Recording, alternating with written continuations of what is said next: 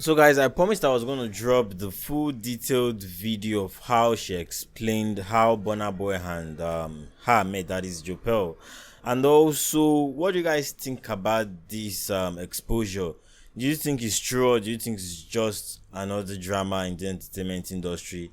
After watching the full video clip, kindly leave your comments in the comment section below. Don't forget to share this video on all social media platforms. Subscribe to this channel, click on that bell notification after subscribing, and like this video. Enjoy the rest of the video. I've been wanting to speak about this for a while, and the first thing my girl said to me when I said I wanted to speak about this what is the purpose of my video, and what message do I want people to take from this video. To be honest, my sole purpose of doing this video is simply to be heard. I'm over the notion of doing this video thinking that people will understand me, my decisions, my life, because no one ever will. I know people are gonna scrutinize me on social media, and that's fine. I've also come to terms with that, but at this moment in time, I just don't really care anymore, because I feel like 2 years is such a long time for a person to be hidden. So at this moment, I just feel like I'm gonna burst. It's just affected me in so many ways, and I just can't hold it in anymore to protect people that probably wouldn't protect me if there was a reverse. So when I met the person that you guys know as Burna, it was about 2 years ago. He DM'd me, and I didn't reply to the DM. It took about a week for me to reply. One of my girls actually persuaded me to reply, and so I did, unwillingly. He was sweet, he was funny, we exchanged numbers, and he invited me to his pop-up shop thing, whatever, meet and greet thing, whatever. So I went there, not really knowing what to expect. So I went, I met him. I feel like what he made me feel like when he saw me was just kind of like a love at first sight type thing. Instantly, he just gravitated towards me. He was very sweet. It's like he had known me for years. And although I liked that, I was very hesitant because I've kind of vowed to never date anyone in the industry. So I kind of just took it all with a pinch of salt, and yeah. So over the next week or two, I started to fall for him as well, simply because for the first time I met someone whose words actually matched their actions. So not only would he tell me like he loved me and other personal things, he actually showed me this is somebody that always wanted me around. This is somebody who I basically moved in. I was staying at his weeks at a time. I wasn't going home to my parents. And he just never wanted me to not be there. He was always so affectionate, so loving, so caring. Always wanted me to be comfortable. He wanted me to follow him everywhere. I was with him at all his shows. Just everywhere he went, I was basically just there with him. And I liked that, because for the first time I felt somebody needed me for comfort and support. And usually I feel like I'm the dependent one. So to meet a guy that was dependent on me to a certain extent, and so caring and touchy-feely and just so openly emotional and expressive of his feelings was such a breath of fresh air, and I just loved it. Started to fall for him. Like I said, he was falling for me from what he was showing me, and we loved each other, whatever. Things were great up until November.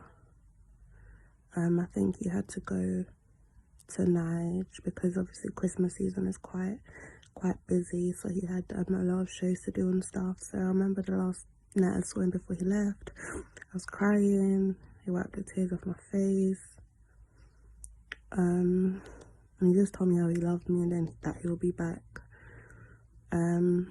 So I was happy with that. I had like a bittersweet feeling and my heart sunk because I just kind of knew that from that moment on things wouldn't be the same. I don't know why I thought that, but I did.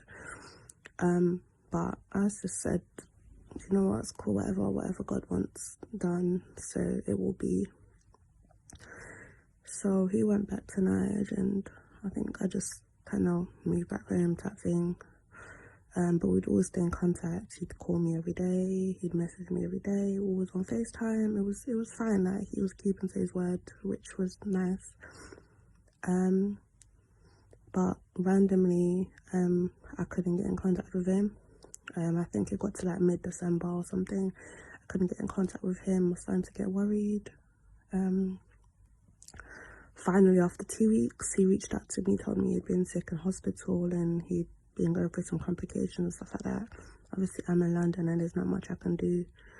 But I know that it just placed a great strain. He used to say to me, I don't know what this is that we got going on, but like, I like it. You're gonna be my wife. I'm gonna marry you.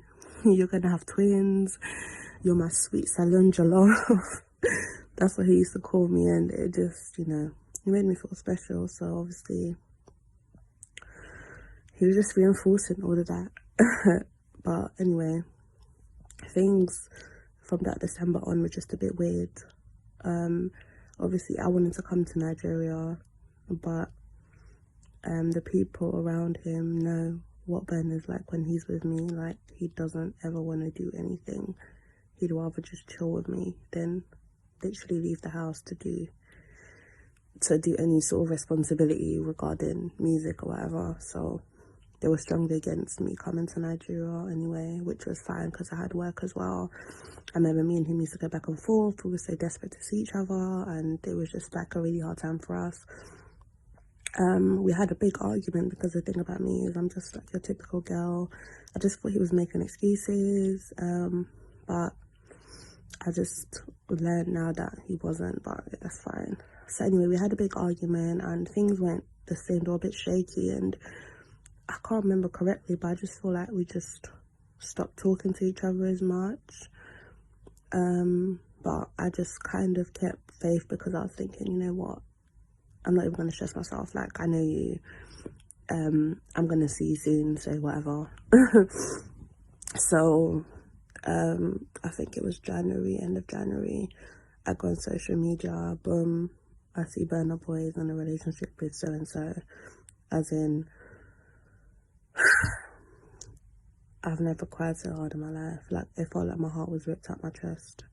I literally collapsed and I cried for days, probably even weeks. Like, I cried my heart out. Imagine the last time you saw someone, they were going away and they were telling you how much they love you, and you know, they were supposed to come back. You had like an argument or whatever, and then the next thing they're dating so-and-so.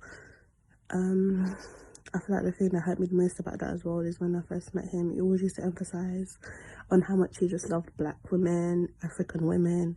He makes me feel so good to the point, I cut my hair recently. I didn't even wear makeup to go see him. He loves my short hair.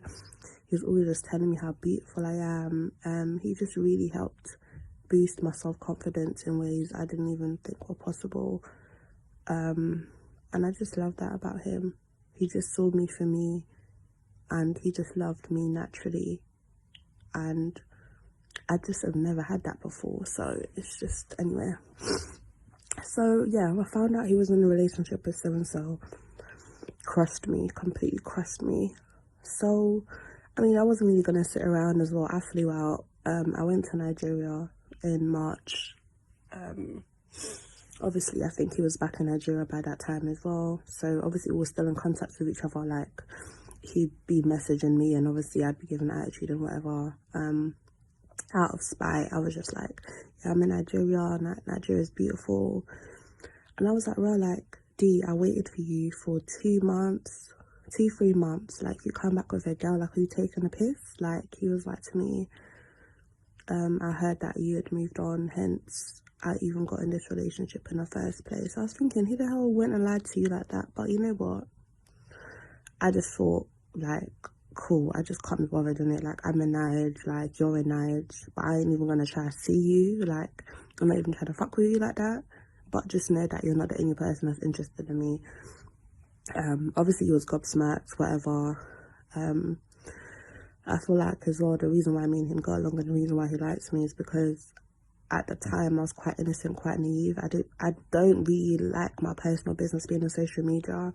I was never in his face. I was never acting like a fan. Like, I just treated him like a normal human being. And I feel like he just loved that. I remember he used to say to me, like, why do you love me? Like, why don't you go and be with like a lawyer or a doctor? Like, why do you love me? And at the time, I just couldn't explain why I loved him. But I mean, I know now, like, at the time, I just had a strong feeling and I couldn't explain my love for him type thing. But now I just know it's because he was different. The way it made me feel about myself, how caring he was, how touchy-feely he was, how sensitive he was behind closed doors. Like, I love that about him. He was just perfect. Perfectly imperfect, but perfect for me.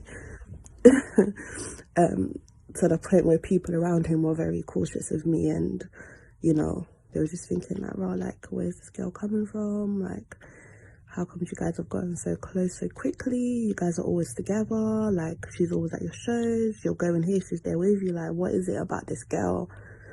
And we just couldn't explain it. We just used to stare at each other, laugh, and just kind of like awkwardly laugh and just kiss or whatever. Like, it was, I can't even explain how magical all that felt. Seriously, guys. Anyway, so Nigeria, I was only in Nigeria for about 2 weeks. I left Nigeria, came back to London. I literally refused to speak to him, like, since that last conversation we had in Nigeria. I just kind of thought, like, you're lying. I was never in a relationship. I was waiting for you and you played me, and that's cool. So I think from like March or April, we didn't speak till May, when he reached out to me again, just like begging me to come and see him. And so I went to see him. I knew what was going on, but to be honest, at that point, I just thought that this relationship was fake anyway. Like, I just thought there's no way this boy is gonna go and date someone like that, only because of the things that he's told me about his ideal woman. Just knowing how he's so in tune with his African heritage and his love for black women. I just thought, you know what, this is a publicity stunt. I didn't even care. Went to see him. The biggest regret I have is never addressing the issue. I just kind of, we both didn't address the issue of this thing that came out in public. We both saw each other, and it's like two kids that have been separated. We just ran to each other and kind of resumed things as normal, basically. Long story short, for the past 2 years, we've never stopped seeing each other. It's just been like an elephant in the room that we choose not to discuss. And we just kind of go about things like it doesn't exist. And I know some people are thinking, how do you even manage to do that? But I can't even explain how, but I have. And I just was in love. I've been in love for 2 years. Like, I've really been in love for 2 years, and I've been seeing him for 2 years, and just always around in the background somewhere, and like, and people are aware of me, but it's just like, people close to him are aware of me, but it's just unspoken of. Like, it's like I said, an elephant in the room. Sometimes I lay next to him and I go on UK Gossip TV and I just see the charade on social media, and I don't even know how that makes me feel. It just makes me feel cold. I blocked it out because he would just always tell me how he always come back to me and he loves me and I'm his baby and he's never ever gonna leave me. And like I said, me thinking that this relationship is fake just kind of didn't really help the situation, because in the past 2 years, he has never ever mentioned the person I see in public with on social media to my face. That person doesn't even get acknowledged. It's like she doesn't even exist in our world. There's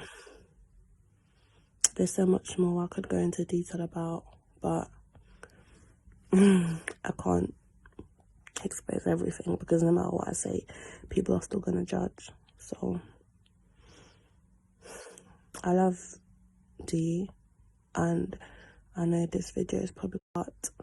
D, I'm just tired of protecting you. I've got feelings too, and you can't always have your cake and eat it. Seeing you in secret for so long has literally been so detrimental to my mental state, to the point where I've lost friends, and I know that I have a part to play, and I see him willingly, and it's my choice, but you guys will never understand what it feels like to be in my shoes. Especially when I feel like we just can't stop seeing each other. My main purpose for making this video is because over the past 2 years as well, I've been able to give anybody a chance.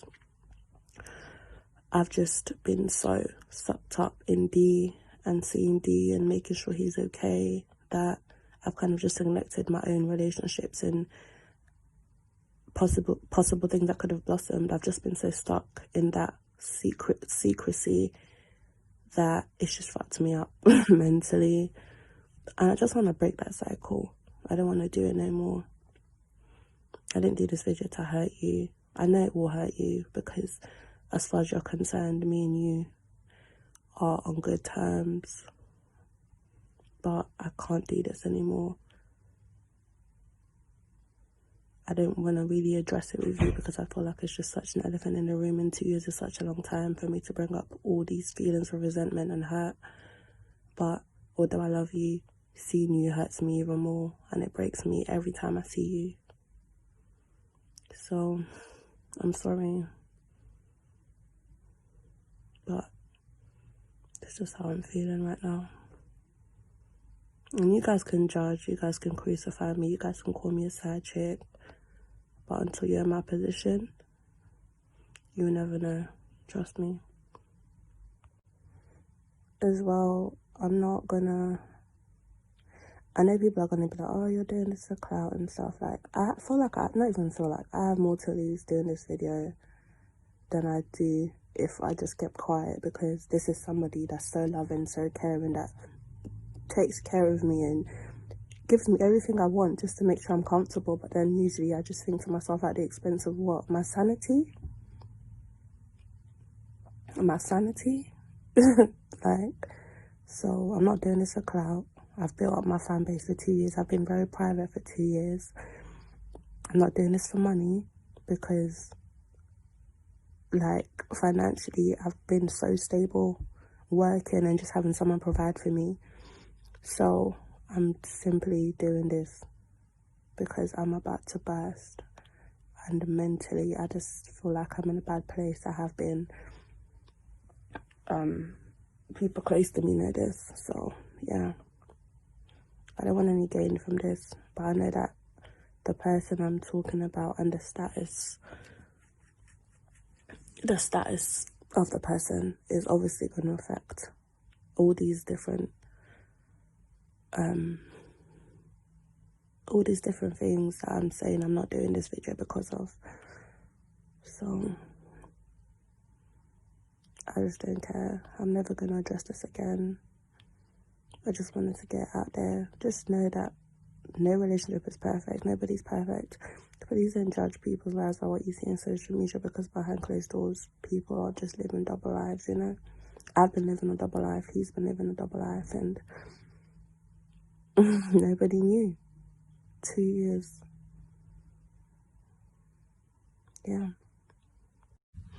I just wanted to also add that my girls have literally scrutinized me enough, and as I touched on at the start, they asked again the purpose of me doing this video, and if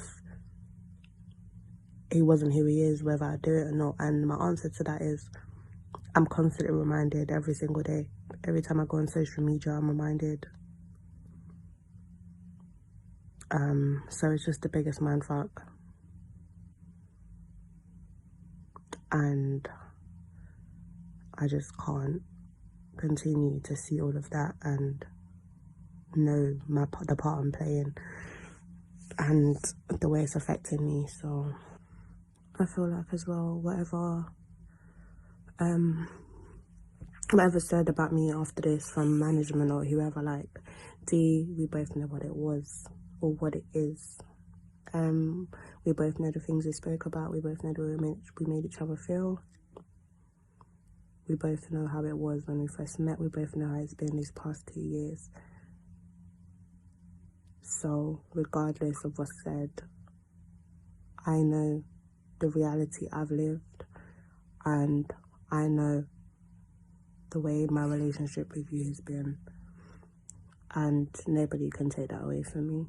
No scrutiny, no lie, no statement can ever alter the reality is on what the reality was that we had. So I'm good.